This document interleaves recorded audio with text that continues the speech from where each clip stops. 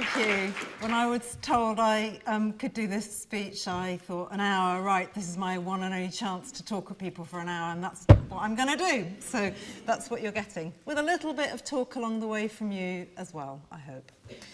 Okay, so Harold Rosen was Professor of Education when I trained as an English teacher in 1976-7. And his insights and understandings have remained with me ever since. That doesn't mean to say I haven't taken on board all sorts of different new things, developed and seen new insights, new ideas from other people. But I also haven't abandoned some core principles and values that came from him, from thinkers like him and from ones before him. I was trained in a period when there were experts like Harold. Expertise was valued. And for me, expertise is a mix of two things, experience and knowledge. Older teachers or teacher educators worked closely with younger ones like me.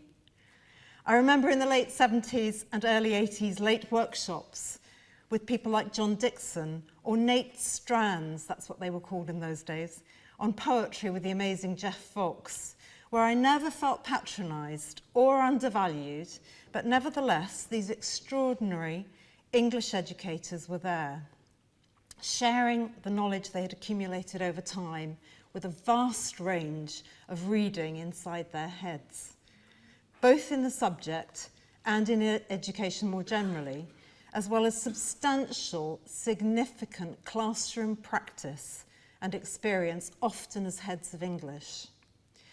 The two things together, practitioners and theorists, theorist practitioners, and they were often conducting their own research too, practitioner, theorist, researchers. Now you'll notice that I distinguish between research and theory. Theory seems to me to bring an additional dimension. It's not the here today, gone tomorrow research of what works, or rather what might work in some contexts, but not necessarily your own classroom.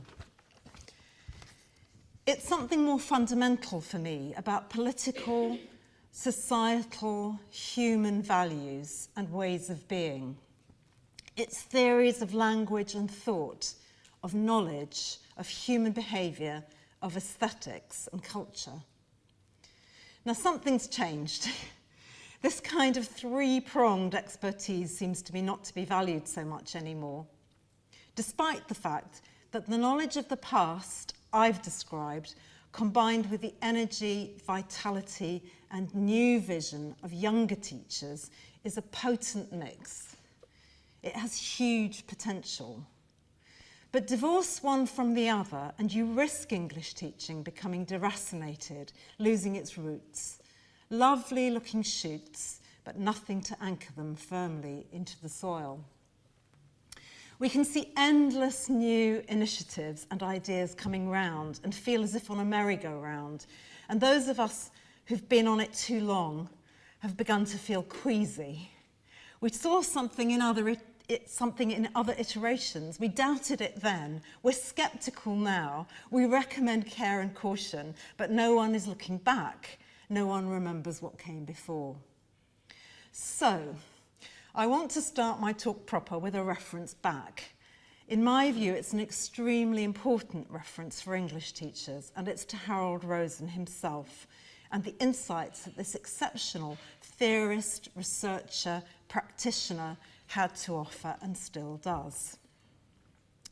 This is what he said. English is nothing less than a different model of education. Knowledge to be made, not given. Knowledge comprising more than can be discursively stated. Learning as a diverse range of processes, including effective ones. Educational processes to be embarked on with outcomes unpredictable.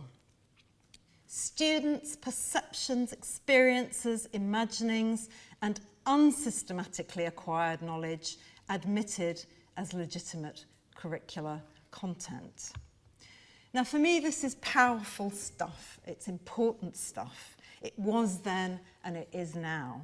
It has big aims for students and for the subject, big ambition, big ideas. It's about opening up, not narrowing or closing down, drawing students into the process, not shutting them out, admitting rather than rejecting, allowing them to think big and think for themselves, and think beyond the limits of what the education system is currently imposing on them. And the rest of this talk is going to be all about that. The need to resist the subject shrinking only to what's accessible, to resist it becoming smaller and narrower and more limited, but instead to allow it to be big, expansive, broad and inclusive in all kinds of different ways. If it sounds like I'm preaching, I am. This is a moment for beliefs and visions as well as facts. Ideas and values are what our subject is all about, and I'm unapologetic in stating that this is what I believe to be important. It comes from the experience, wisdom, and knowledge of those like Harold Rosen who came before me. So, let's start with a text and some talk. Two vital things in anything to do with English teaching. This is a poem by Helen Tukey from her collection City of Departures. It's shortlisted for the Forward Prize 2019, so it's bang up to date. I'm going to read it out aloud to you first of all. Quand plage les pins. This place would be beautiful if it didn't exist. Well, the pines can stay, and the dunes with their strange tenacious grasses, and the fine falling sand, and the waves, long and slanted, coming in and coming in. But it wouldn't need this road with its ribbons and pennants, its kites and crepe and beach toys. It wouldn't need this fairground, this car park, this promenade. It wouldn't need a name. It wouldn't need us. Okay, so here's your chance to do a little bit of talking to the person sitting next to you. I'd like you to just think for a moment and then talk to the person sitting next to you. What are my first thoughts? Am I puzzled or intrigued by anything? What do I like about it? Does it remind me of anything? So this is not the way that texts are currently being explored all that often in many of our classrooms. What's your response and why? Has been supplanted by a focus on other things, often small things, at word, phrase, or sentence level, small language techniques and devices. Vocabulary is one of the new obsessions, the mantra, the more words you know, the smarter you are, and the idea that students can't access text without knowing every single word in advance, drawing on E.D. Hirsch's work, has led to lots of pre-teaching of vocabulary. And lots of pre-teaching of context too, as if you can't ever approach a text without knowing everything about it first. And as if it's risky and dangerous ever to just read and see what you make of it for yourself. As if texts don't ever explain themselves. As if they don't provide new knowledge. As if they're simply excuses for teaching vocabulary. Now, with the text I've shown you, you might start, for instance, with something like this. Quand plage les pins is a seaside resort in Picardy in France. Probably worth telling you, actually, but that's one thing you might say. You say, here's a photograph of it. A pine is an evergreen tree. Dunes are mounds of sand on beaches. Tenacious means clinging firmly, determined, persistent. Pennants are flags. Crepe are pancakes. A promenade is a walkway along a beach. You might also pre-teach literary and linguistic terms like syndetic and asyndetic listing, caesura, alliteration, assonance, demonstrative pronouns, and ask students whether they can find examples in the poem. And they can. They're all there. I'm exaggerating a bit, of course, but not that much. If you Google vocabulary in Jekyll and Hyde, for instance, you'll find lists for each chapter that are pages and pages long, with comment to students telling them, these are the words you need to know before even reading this chapter, or these are the words you need to know before your exam. Given that, the unfamiliar words in the first paragraph of Jekyll and Hyde alone include eminently beacon austere, symbols mortifier, taste for vintages, approved tolerance, extremity inclined reproved. This is very, very daunting. It's not reading that's going to engage students. Who would want to read the poem or Jekyll and Hyde chapter 1 if learning unfamiliar words is your starting point? Burrowing down into tiny details before even getting a chance to discover for yourself what kind of text this is going to be and what your first impressions are. Now, I might actually give you the information about where the place is and perhaps even show you a photograph or two. There's a photograph of the promenade and the beach, and there's the dunes. Now that's been sort of like 10 seconds. Okay, so I might do that for you. And if a word stood in the way of your broad understanding, I might offer that to you as well. Or if you asked me, what does a pennant mean, I'd just tell you. But I don't need to do that in advance. Would you really need all that word information I gave you up front in order to talk interestingly about the poem? Were the pleasures and difficulties in the poem predominantly a question of words anyway? If you knew all the unfamiliar words, would that in and of itself have opened up the poem to you? Could you talk about it without knowing all those words and this context if some were missing? Could you work enough out for yourselves? And in doing that, would that not then stand you in really good stead for reading the next poem and the next one and the one after that? Now, for me, this is know-how, not knowledge, but know-how in English literature alongside knowledge of a particular poem in relation to others. Skills at the service of knowledge and vice versa. It's what Professor Robert Eaglestone helpfully describes as doing English. Or more humorously, he's been heard to talk about being an Englisher in the way that others are geographers, historians, or modern linguists, who discover the processes which subject disciplinary experts use to do their subject.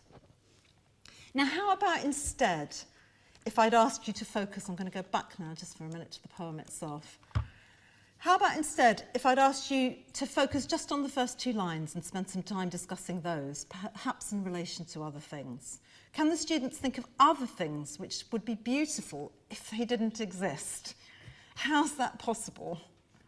Or if I asked you to think about that repeated phrase, it wouldn't need, and what it is, and what exactly it wouldn't need and why, wouldn't that take you a bit further?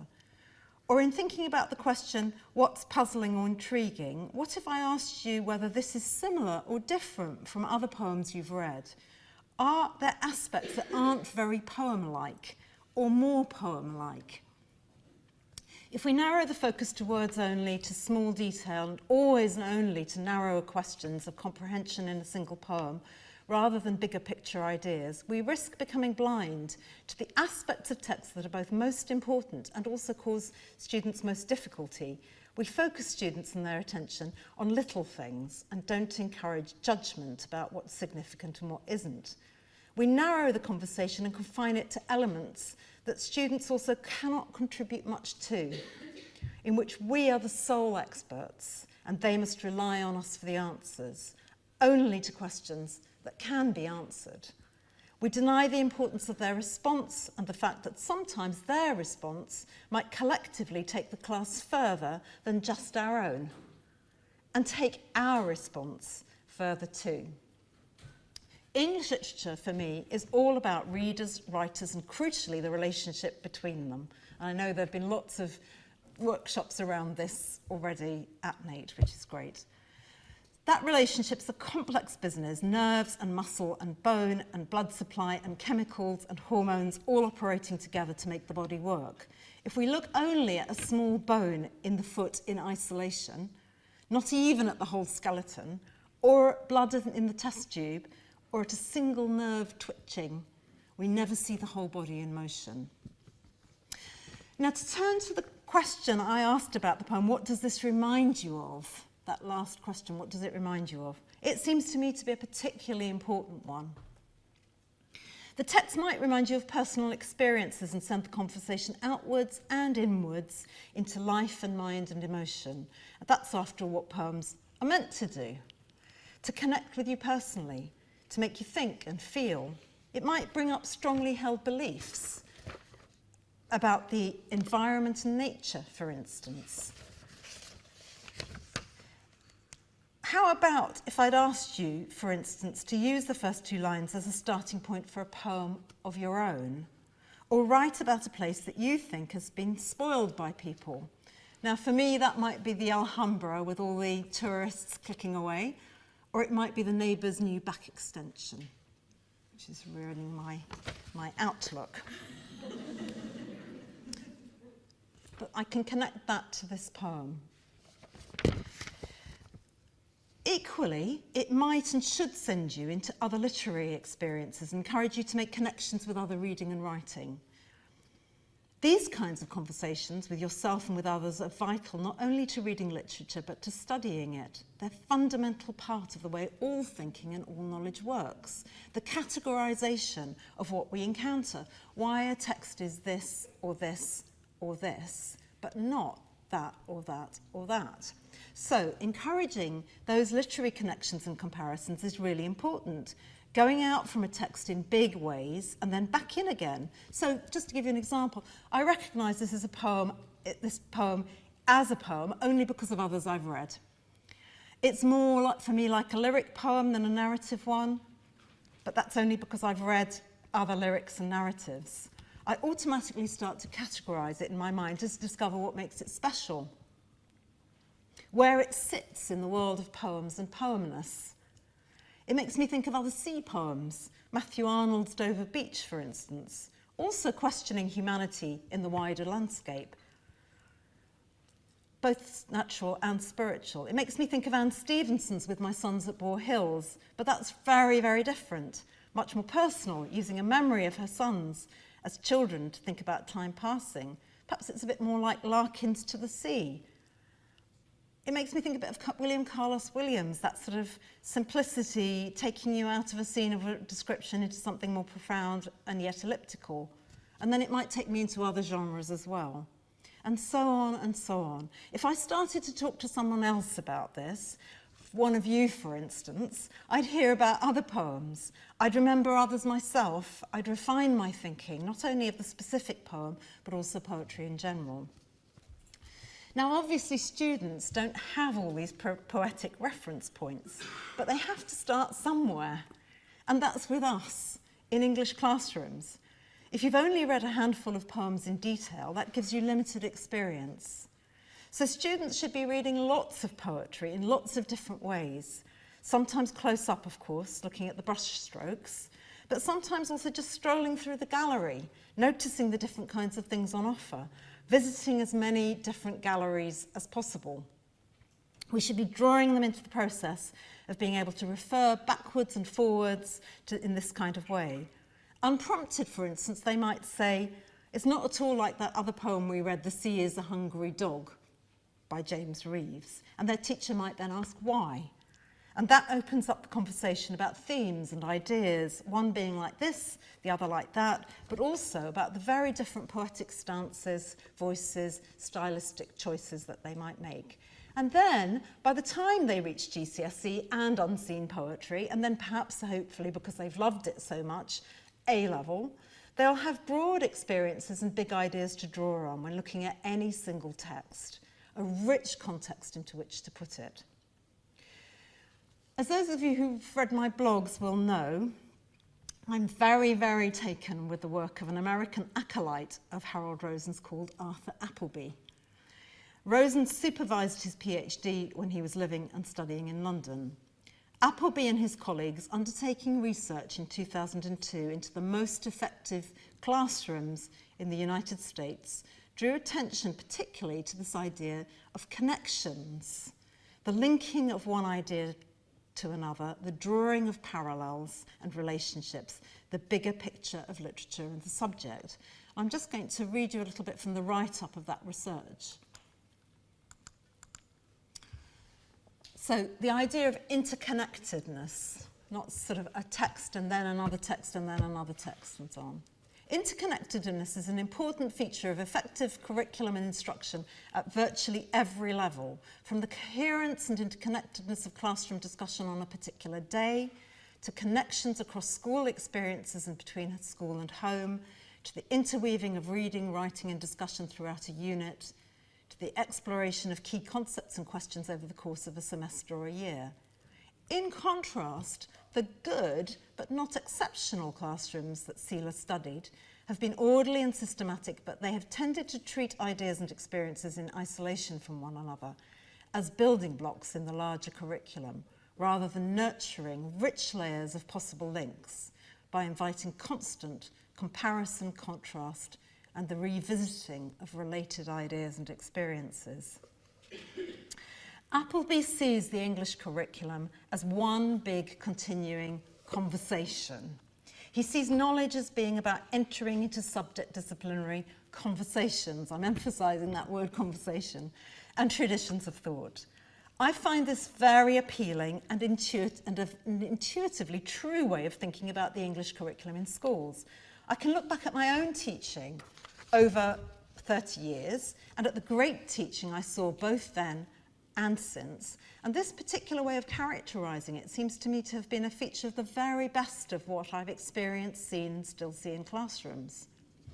Now I'm going to take a little bit of time to read to you a few extracts from Appleby's book, Curriculum as Conversation, because I think it has such important messages for us, particularly at this moment, when the curriculum and knowledge are being debated so passionately, and when English departments are searching for a rationale and a set of principles for new thinking.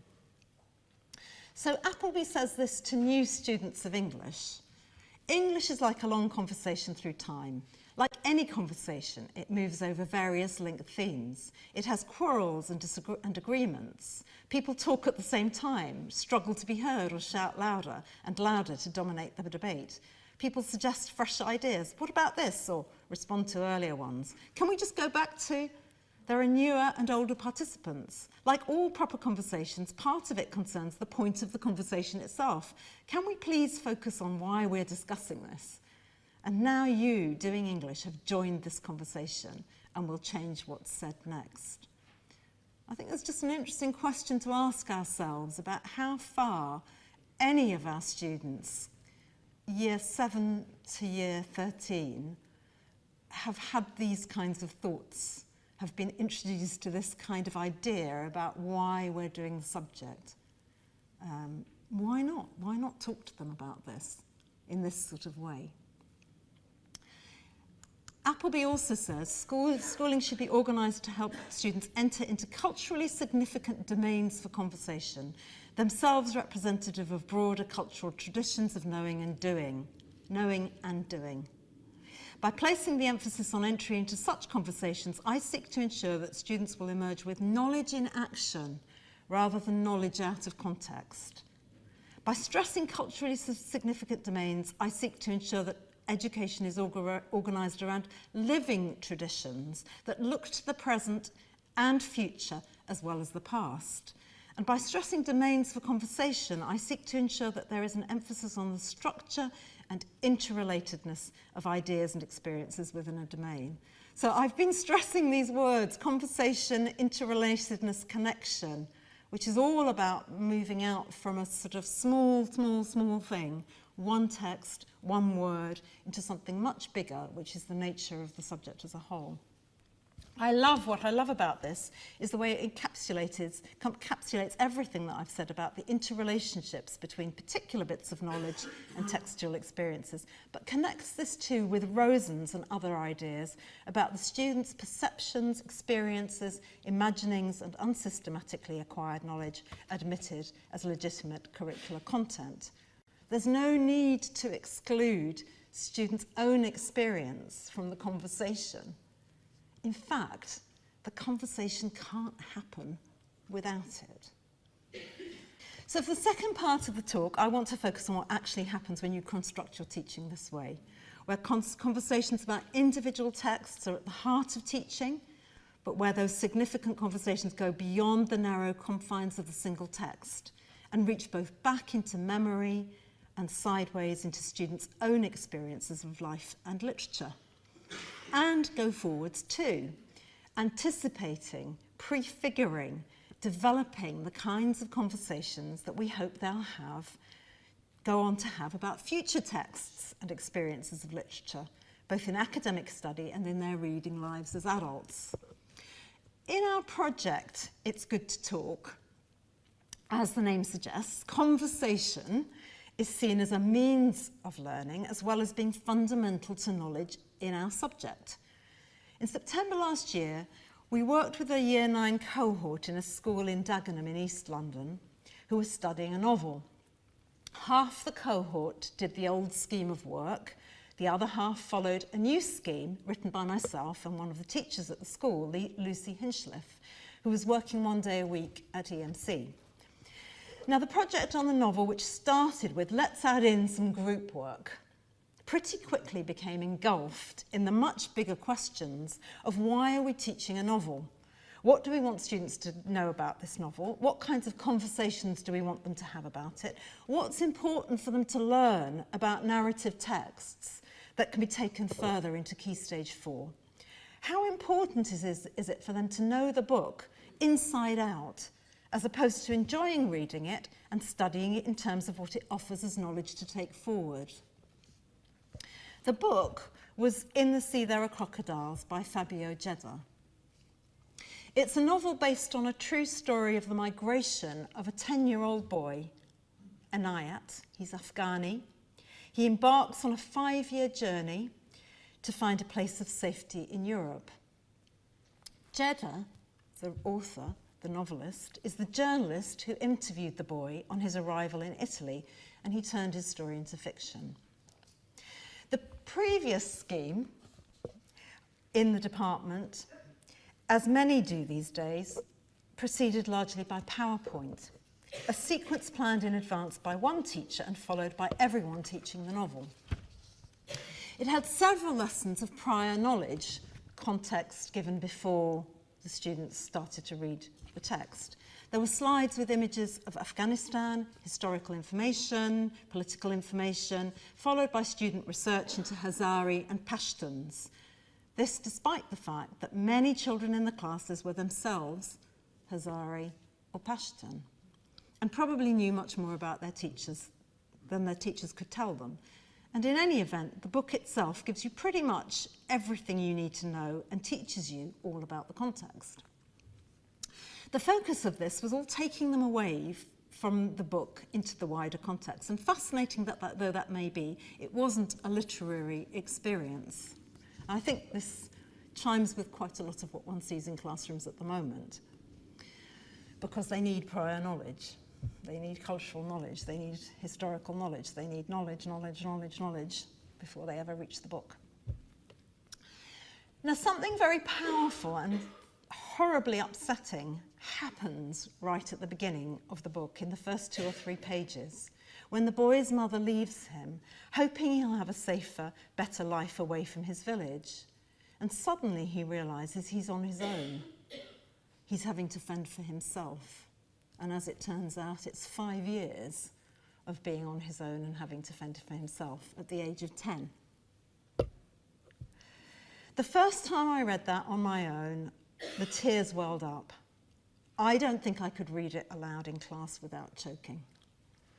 But there was no time in the original scheme of work for students, many of whom have had personal histories of migration in their own families, to talk about the impact of this on them and how the writer had conveyed the horror and the heartbreak. The bulk of the study overall was GCSE exam-led, with a very close focus on language in preparation for the GCSE language questions. A lot of petal paragraphs. For those of you who don't know it, PEE made more extreme. On short extracts, concentrating on small details of language at word or at most sentence level. There was very little of what I would call bigger picture thinking. Of the kind we were looking at in that poem. What's my response? What's the most powerful moment for me? What does it remind me of? What kind of a book is this? How does it compare with other novels I've read? And so on. The scheme that Lucy Hinchliffe and I, the lead teacher, developed, which came to be known by the teachers as the EMC way, offered a radically different approach that would encourage these kinds of ideas and insights, responses and thoughts, conversations that were serious and high level and personal and literary in their nature. We asked ourselves what happens when you focus on these big things, big ideas before small techniques. Whoops, I'll go back. So it might be things like the response big ideas and concepts in literature like the novel, like genre, like the relationship between fact and fiction, significant narrative features like voice and point of view, narrative arcs, dialogue, significant aspects of the prose style of this particular book, what makes it distinctive, what are the characteristic features and qualities of this particular text compared with others you've read, what might you be able to sort of think about when you approach a novel in the future, your next novel that you've taken from this one. We had half of the whole cohort of Year 9s doing the EMC way and the other half doing the old scheme. Now, right from day one, lesson one, the students in the EMC groups were encouraged to think about these issues. In the first lesson, they were given fragments of the text to explore, to whet their appetite without spoiling the book and to set them thinking about what kind of text it might be. And their first thoughts on what was most significant for them were collected on the whiteboard in order to establish what we call an ongoing class agenda. Okay, so I'm going to use that term from now on. It's a kind of flexible, provisional, changing, developing, ever more sophisticated set of ideas about what's important to them about the book. Now, it could be done differently. I want to say it could be done differently because otherwise what happens is everybody says, okay, extract agenda, extract agenda, extract agenda, that's the way, that's the silver bullet, and it isn't. I mean, there are lots of other ways of doing it, but this worked really, really well. And the idea of the agenda itself is a really powerful one because it's a way of the class and the teacher maintaining a sense of what they're finding important as the reading goes on. So I want to just show you some of the fragments. They got the fragments in groups, they talked about the fragments in groups, and then they started to pool their ideas as the beginning of an agenda. I've just picked out a few for you. They had more than this in each group and they had different ones, but I've just picked out a few to give you a flavour of it. So here are some fragments from the story, and I'd like you again just to have a read of it, and not necessarily all of them, but then just turn to the person sitting next to you and have a little talk about what speculatively you could say about this text from these fragments.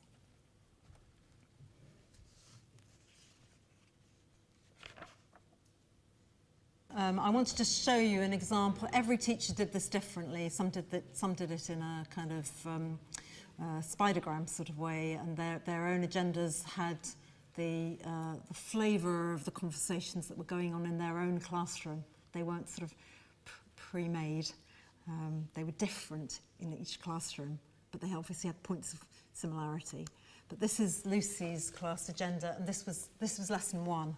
This was at the beginning of September, Year 9, lesson 1, on the novel, with those extracts. And this is the sort of thing that was emerging from it. It's at this stage, it's kind of loose collection. There's no judgment about what's most significant or least significant. It's tentative, it's exploratory, it's impressionistic, it's first impressions, but it does start to include some rather complex ideas, not necessarily expressed in a complex way, but I would say it's starting to look at the metafictional device of talking about the story being told.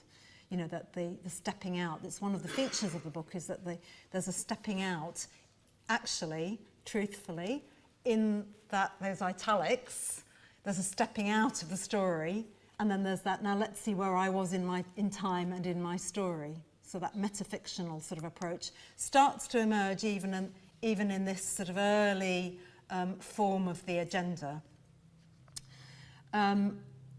It's not like a knowledge organiser in that the teacher hasn't sat down and written this in advance. It's emerging from the classroom. And obviously the teacher is prompting and suggesting and pushing forward and thinking, what do you think about that?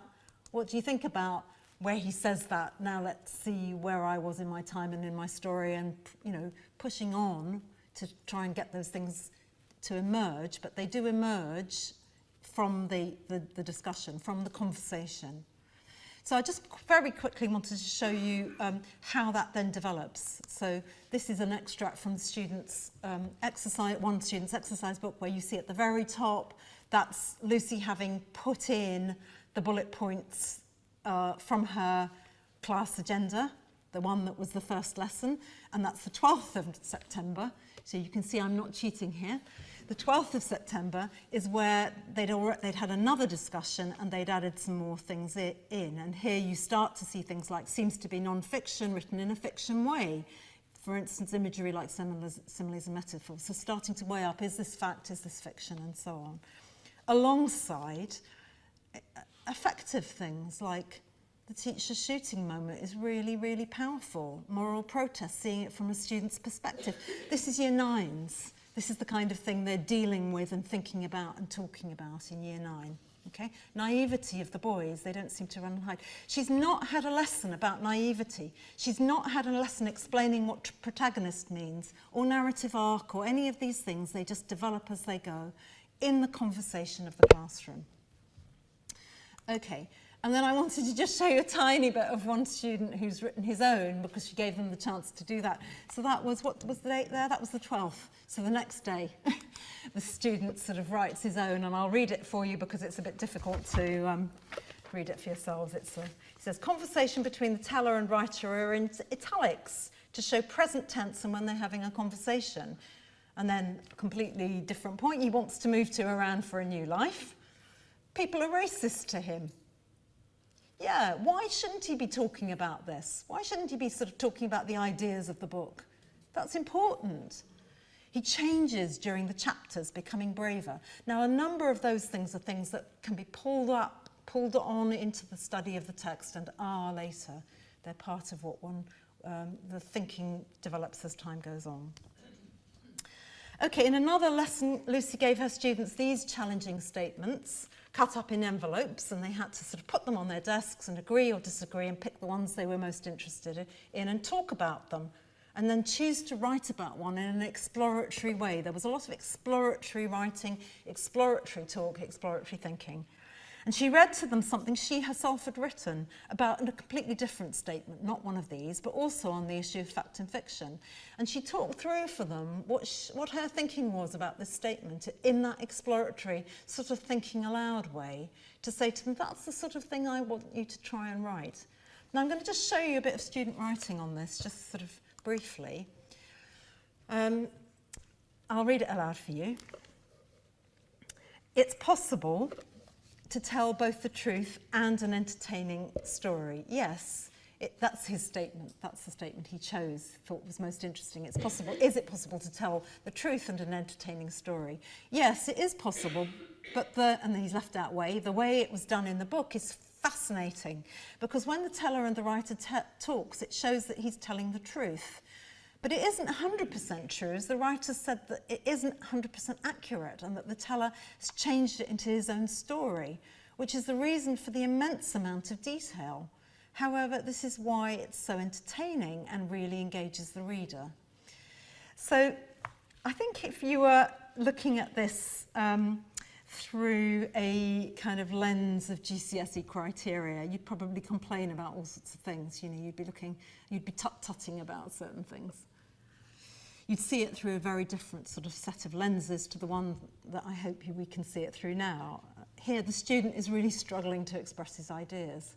It's exploratory, but the ideas that he's trying to express are really, really complicated and complex and interesting ones about the nature of this fiction, non-fiction, tale-teller thing. And it's at the heart of what makes this book special and complex, and you know, it's a really important thing for him to be thinking about. So Lucy then marks it with think hard and says, what role does Jeddah play in crafting it into an entertaining story? Now that's a question that she's asking him that isn't about, you haven't given a bit of evidence, you know, you haven't written X, what's your spag, do whatever. It's engaging him with the intellectual question that that he's thinking about. And he then goes on and says he helps write out, so what role does Jeddah play in crafting it into an entertaining story? He helps write out the story. He started off with a hook, and he doesn't do it in chronological order to make it entertaining. So I don't care that it's a little scribble down there in the corner for his thing. He's thinking more. She's pushing him to think harder, and that seems to me to be really, really important. That's what we, I think, should be doing. Okay. I think it's good thinking for Year 9, and I think he's exploring texts in ways that will stand him in really good stead when he goes on to his next novel. In this case, it was Great Expectations, and it allows him to engage in Appleby's connected curriculum in a long set of conversations between one text and the next. And Lucy did, in fact, find that students drew spontaneous, insightful parallels and contrasts between In the Sea There Are Crocodiles and Great Expectations as soon as they started the work on the Dickens in the very first lesson. Students were sort of exploring ideas about and using these words, rites of passage novels, different narrative arcs, child-eye perspective, and so on, often without prompting. That's the kind of curriculum that I think we should be aiming for, one in which texts speak to each other over time and students develop know-how in doing the subject. So what kind of writing emerged? And I just want to show you this very briefly. Okay, so the writing that emerged from the non-EMC groups, and this is just one example, we've got many, was based on Petal. And they did a lot of kind of exploding quotes using Petal. And so they had kind of end of unit assessment for the whole school that they had to do. And in this case, this is taken from that. And the question was very much mimicking the GCSE questions for the language paper. A student reading this extract said, in this extract, Anayat is clearly struggling to survive. It makes me feel sorry for him. To what extent do you agree? To what extent do you agree that you feel sorry for the boy? And what is it about the language that makes you feel sorry for him? So here's one answer. I agree completely with the student who says that he feels sorry for Anayat. When Anayat Atollah is making his way to Fan, he encounters wind that was like a razor. This quote means that the wind was so incredulously cold that it felt like it was cutting at his cheek. This is a simile because of how it is comparing the wind to a razor. This makes me feel sorry for Anayat because of how cold he must be feeling. A razor is sharp and would cut you, and this suggests that it was so cold during the journey that it felt like he was being pierced by a really sharp wind. Razor is a second key word. It's a noun that makes you feel sorry for Anayat as the wind was so harsh and freezing cold that it cut your cheek, similar to a razor. Therefore, this leads me to agree with the statement because of the use of a simile. Now, I'm not sort of poking fun at this student. This is an able student, but they're into that Petal structure. This is what they're expected to do. And actually, last night after the meal, I went upstairs and I was looking through the book again, In the Sea There Are Crocodiles, and I had a look at the extract that this comes from just to remind myself. And I realised for the first time in a long time what that extract was. The student reading this extract says, you know, they feel, in the extract, it makes you feel sorry for him. That moment with the wind like a razor is a moment when they're in the mountains and they come across a group of people who seem to be not moving. And as they get nearer and nearer, they can't work out why they're not moving. And they get nearer and they get nearer and they get nearer. And very shortly after the wind like a razor, he discovers that the reason that they're not moving is that they are dead. They're frozen to death in the mountains. What the teacher's been doing with these students has encouraged them to talk about the wind like a razor and to unpick it in this sort of way, when so much else is going on in that passage that is just being pushed to one side. Okay, so I'm just going to quickly show you something from a student from the EMC group on a different extract. The question is a bit different. It's not related to the GCSE questioning, so it doesn't send them into small, it sends them out a bit bigger. How is this extract characteristic of the rest of the novel? So it's sending them out into the rest of the novel to think about what have we learned about the way this novel is written. So I've got where I've got the little kind of dots is, it's actually I don't know, it was kind of 6 sustained paragraphs I've said down there, 3.5 pages of an exercise book written at home. The 2 students that we were looking at had been picked for us to kind of compare them. The razor one and this one were regarded by their teachers as being pretty much at the same sort of academic level. Okay, So, this extract is characteristic of the whole novel in the way that something positive happens, but it is always followed by something negative. The way that parenthesis is used is similar to the rest of the novel in some ways, as it keeps up the sense of a conversation. For example, Anayat says, "I've already said if I'm not mistaken." And he says, "I'm one of the most appropriate, so I believed." This shows his uncertainty as to his memories. Also, it reminds us of the age that he's narrating, and that it was long ago when it happened. It shows us the unreliability of his memories, and it reminds us that this book is a work of fiction. Also, it's a constant reminder that Anayat is telling Jeddah about his experience. And then later on she says, "The way Anayat has both adult and childlike qualities, and the way he yearns to remain a child is also characteristic of the novel." Okay. I mean, this seems to me to be very different. If we had time, we could sort of have a more of a conversation about it. But it seems to me that you can see the use that's being made of that sophisticated thinking that started in that very first lesson, in that very first looking at the extracts, and in the one about the nature of fiction and non-fiction. The reflection on the use of parentheses is not just going through the motions. And it's not just about simile and metaphor. It's kind of wide range of different linguistic sort of stylistic things being drawn on, because it's the actual things in the text rather than we've got to teach them this, we've got to teach them that. Even in this one tiny extract, one has a good sense of it being about this particular novel.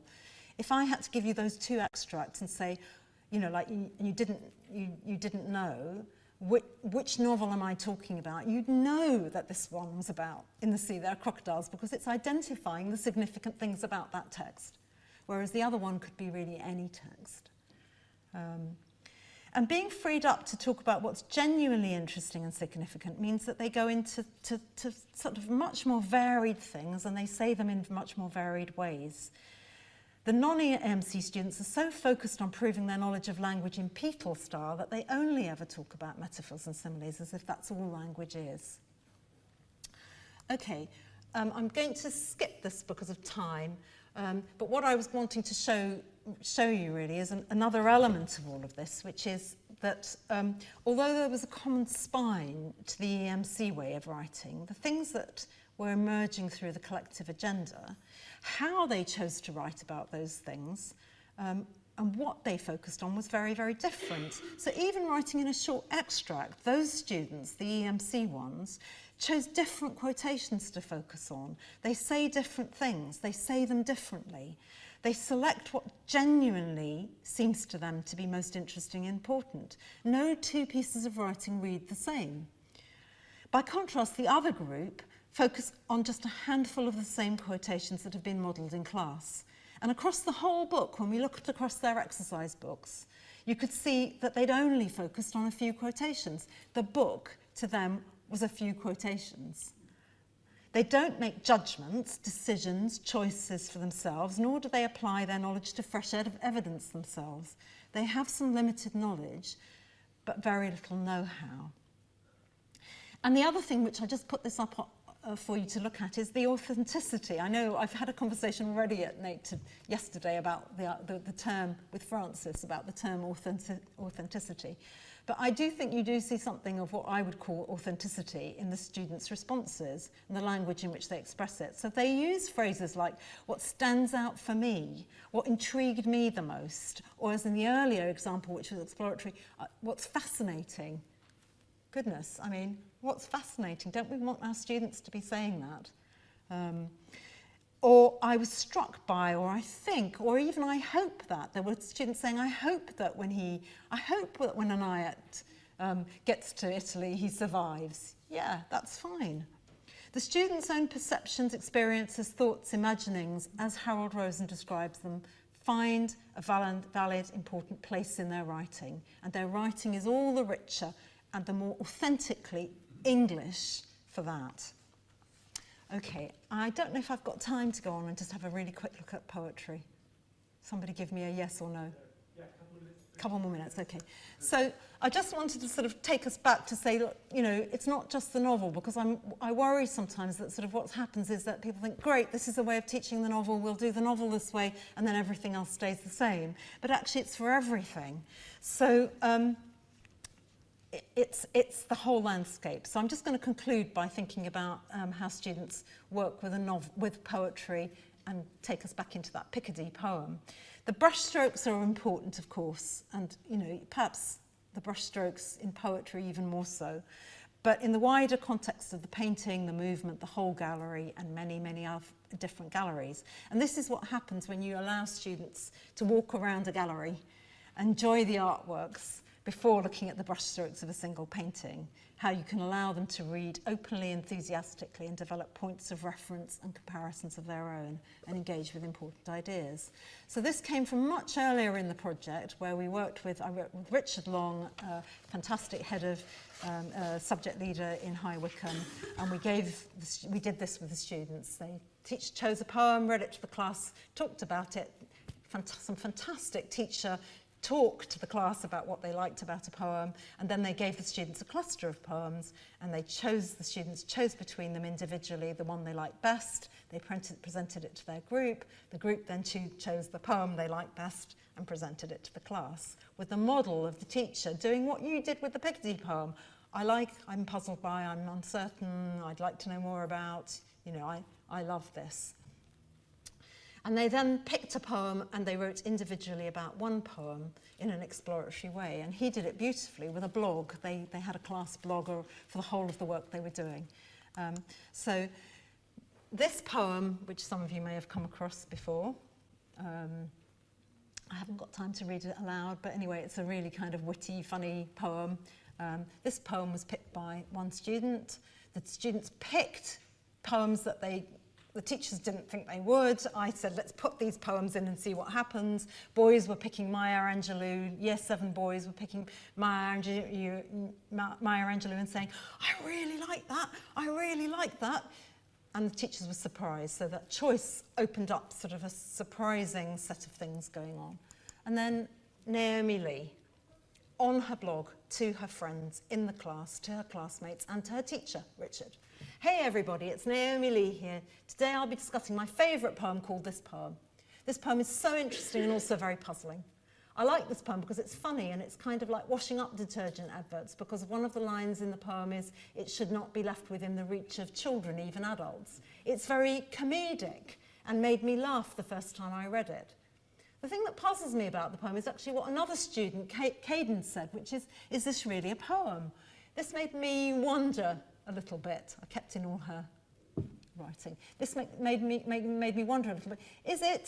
This made me think to mind, is it a poem? This made me think into my knowledge of poems, and I came to the conclusion that in fact I'm not sure, and would like to hear another student's ideas to help decide mine. I like the end line, words seriously harm your heart. I like this because in a way it's true. Poems do have an effect on your emotions, which is one of the things I love about poems. They can take you away from society and the real world. Thank you for reading my response. Okay, so that's a year 7 encountering poetry. And just to sort of conclude really, I want to say for me, Naomi Lee is fully engaging in our subject discipline. And at age 11, she's doing it with gusto. She's engaging in the big, important conversations of English. She's doing just what Appleby talks about in terms of engaging in disciplinary traditions, and just what Harold Rosen describes as bringing in effective and unpredictable elements. For me, as in the work of the students with the Year 9 novel, this is indeed knowledge made, not given. And these students' perceptions, experiences, imaginings, and unsystematically acquired knowledge have truly been admitted as legitimate curricular content. And now, just to finally say, I feel that if we want our subject to thrive and grow, if we want students to choose to study it at A-level and at university, and if we want students to do well at GCSE, this is what it has to be. A subject with genuine intellectual interest that brings students on board, that takes them and their own contributions seriously and allows them to take a full part in the conversation. It's what made the subject one that we all chose to do ourselves, and they have an entitlement to that. We shouldn't expect them to settle for anything less.